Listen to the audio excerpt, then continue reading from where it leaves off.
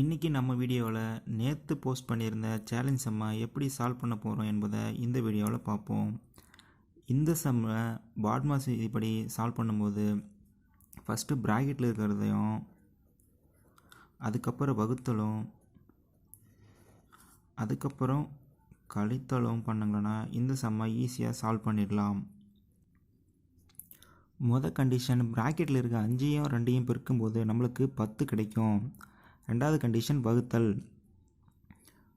10ஐயும் 10ஐயும் வகுக்கும்போது நமக்கு 1 கிடைக்கும். அடுத்து எனிதிங் பவர் 0 = 1 என்ற கண்டிஷன் படி 5 பவர் 0வை சால்வ் பண்ணும்போது நமக்கு 1 கிடைக்கும். மூணாவது கண்டிஷன் கழித்தல். 1ஐயும் 1ஐயும் கழிக்கும்போது நம்மளுக்கு ஆன்சர் 0 கிடைக்கும்.